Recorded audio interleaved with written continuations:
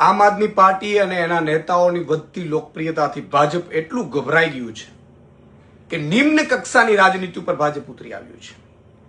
તમે જુઓ, જે રીતે ચેતરભાઈ વસાવાની લોકપ્રિયતા અંબાજીથી લઈને ઉમરગામ સુધી એટલી હદે વધી છે. એક બાજુ નરેન્દ્ર મોદીની સભા હોય, બીજી બાજુ એ જ દિવસે ચેતરભાઈ વસાવાની સભા હોય, સ્વયંભૂ નાગરિકો આવતા હોય, અહીંયા બસો મૂકે તોય લોકો ન આવે. એટલી હદે લોકપ્રિયતા વધી છે એમની, અને આદિવાસી સમાજ એનો અવાજ માને છે. ત્યારે ભાજપ નિમ્ન કક્ષાની રાજનીતિ ઉપર ઉતરી આવ્યું છે. તમે જુઓ, ચેતરભાઈ વસાવા ઉપર 75 લાખનો તોડ કરવાનો માંગી રહ્યા છે એવો આક્ષેપ મૂક્યો. જ્યારે ચેતરભાઈ વસાવા કલેક્ટર પાસે જાય છે ત્યારે કલેક્ટરશ્રીએ કહ્યું કે આ આક્ષેપો ખોટા છે સાંસદશ્રીના. આ ભાજપ સાંસદ થ્રુ કરવા શું માંગી રહી છે? ભાજપ આ પહેલા પણ આવું કરી ચૂકી છે મિત્રો. જ્યારે નેતાઓની, આમ આદમી પાર્ટીની વધતી લોકપ્રિયતા અને એના નેતાઓની લોકપ્રિયતાને કોઈ ના કોઈ રીતે લોકોમાં બદનામ કરવાની કોશિશ કરે છે. પેલા એ લોકો આમ આદમી પાર્ટી છોડીને ભાજપમાં આવી જાય એવો પ્રયાસ કરે. એમાંથી જો સક્સેસ ન જાય તો બીજી ઓફરો અપાવે, સંબંધીઓને મોકલે. એટલું નહીં, પછી જેલમાં મોકલે. અને જેલથી પણ જ્યારે આમ આદમી પાર્ટીના નેતાઓ ન ડરે ત્યારે એને બદનામ કરવાની કોશિશ અને ષડયંત્ર ભાજપ કરતું આવ્યું છે. એ ગુજરાતની જનતા જાણી ગઈ છે. તમે જુઓ, આ પહેલા પણ મારી ઉપર પણ ભાજપે દારૂ પીધો છે અને છેડતી કરી છે, આવી નિમ્ન કક્ષાની રાજનીતિ કરીને આક્ષેપો કર્યા હતા. ભાજપની પૂરા ગુજરાતમાં કિરકિરી થઈ ગઈ હતી.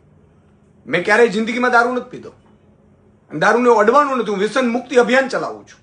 સાથે સાથે કોઈ કમલમમાં અમે જ્યારે પેપર ફૂટ્યું હતું ને, અમે લગભગ 96 લોકો, ભાઈઓ બહેનો અમે હતા, અમે સાથે જઈએ તો કોઈ દારૂ પીને જાય હંગામો કરવા માટે? છેડતીઓની ફરિયાદ અમારા ઉપર કરે કે તમે બહેનોની છેડતીઓ કરી છે કમલમમાં આવીને. કેટલી નિમ્ન કક્ષાની, એટલે કોઈ પણ રીતે બદનામ કરવાની કોશિશ. હમણાં તમે જુઓ, ગોપાલભાઈ ઇટાલિયા ઉપર તમે જૂતું વાયા કોંગ્રેસ ફેંકાવડાવ્યું કે જેથી કરીને એક માહોલ એવો જાય કે ભાઈ ઓહો, આના ઉપર તો જૂતા પડે છે. અમે ગુજરાતની જનતાના દિલમાં છીએ. પણ તમે જે રીતે રાજનીતિ નિમ્ન કક્ષાની કરી રહ્યા છો, તમને ભાજપના કાર્યકર્તાઓ જ હવે છોડી રહ્યા છે. તમે જુઓ, હજારોની સંખ્યામાં તમે એક આરોપ મૂકો છો અને હજારોની સંખ્યામાં ભાજપના કાર્યકર્તાઓ, જે અદના કાર્યકર્તાઓ, જે સાચા કાર્યકર્તાઓ છે, અટલ બિહારી વાજપેયીની ભાજપના કાર્યકર્તાઓ છે, એ છોડીને આવી રહ્યા છે. શું કામ? તમને તમારા પાર્ટીવાળા હવે સ્વીકારતા નથી. તમે ચારે બાજુ મોંઘવારી, ભ્રષ્ટાચાર, લૂંટ, હત્યા, બળાત્કાર, આમાં તો ચરમસીમાએ પહોંચાડી દીધું છે. કોઈને ન્યાય તો મળતું જ નથી. ઇવન ભાજપના કાર્યકર્તાઓની દીકરીઓના તમે રાત્રે સરઘસો કાઢો છો. એ હદે અત્યારે ભાજપથી બધા ઉભી ગયા છે. પ્રજા તો થાકી જ ગઈ છે, પરંતુ ભાજપના કાર્યકર્તાઓ સુધા થાકી ગયા છે. ત્યારે અમારા નેતાઓને બદનામ કરવાની જે કોશિશ થઈ રહી છે, તમે જો ચેતરભાઈની લોકપ્રિયતા વધે છે એટલે એના ઉપર તોડનો હવે આરોપ. હવે ખબર નહીં હવે તો બીજા કયા કયા આરોપો અમારા ઉપર મુકાશે. પરંતુ એટલી વાત નક્કી છે, સાંસદશ્રીને કહેવું છે કે તમે ધમકીઓ આપો છો રાજીનામાની. આ નાટક ભાજપ અને તમે અંદરો અંદર ખેલો છો, પ્રજા જાણે છે. સાચો આદિવાસી બોયલો ન ફરે, અને ધમકીઓ આપવાની ન હોય. રાજીનામું આપી અને છોડી દેવાનું હોય તમારામાં તાકાત હોય. પણ નહીં, આ ભાજપના ઈશારે આખો ખેલ ચાલી રહ્યો છે. ભાજપ આ કરી રહ્યું છે. અને એકલું નહીં, તમામ જગ્યાએ જ્યાં જ્યાં અમારા લીડરો, તમે જુઓ, રાજુ કરપડાને, પ્રવીણ રામને બધાને જેલમાં નખાવડાવી દીધા. શું કામ? તો કે તમે ખેડૂતોનો અવાજ બનો છો, ખેડૂતોનો હીરો બનો છો. અમે લોકોના માટે અવાજ ઉઠાવીએ છીએ.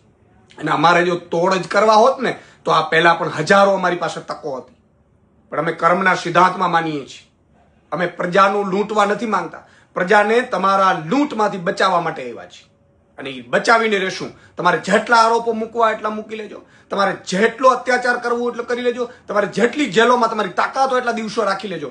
પરંતુ ગુજરાતની જનતા માટે અમે લડવા નીકળ્યા છે. આમ આદમી પાર્ટીના એક સૈનિક એ લડીને રહેશું, અને તમારા અજગર જેવા ભાજપના બરડામાંથી ગુજરાતની જનતાને છોડાવીને રહેશું. અને છેલ્લી વાત મારે ગુજરાતની જનતાને કહેવી છે, મિત્રો, આ જેટલા આરોપો મૂકે ને, તમે લોકો સ્વયંભૂ બહાર આવો. અમે થાકી ગયા છીએ, અમે હિંમત નથી હાર્યા. પણ જાતના આરોપો મૂકે તો તમે સ્વયંભૂ ગુજરાતની જનતાને કહું છું, ભાજપના લોકોને કોમેન્ટોથી જવાબ આપો. ભાજપના નેતાઓને વિડીયો બનાવડાવીને જવાબ આપો. એ લોકો તો 5-25 લોકોને રૂપિયા આપીને વિડીયો બનાવડાવે છે. તો મારી આપ સૌને વિનંતી છે કે કદાચ મીડિયા પણ ભાજપના પ્રેશરમાં નહીં બતાવે બધું, તો ગુજરાતના લાખો યુવાનોને, કાર્યકર્તાઓને વિનંતી છે કે તમે ફેસબુક ને ઇન્સ્ટાગ્રામ લાઈવ થઈને ભાજપને એની ઓકાત દેખાડો. હવે આપણે સૌએ જાગવાનું છે, આમ આદમીએ જાગવાનું છે અને ભાજપને બગાડવાની છે. જય હિન્દ, જય આદિવાસી.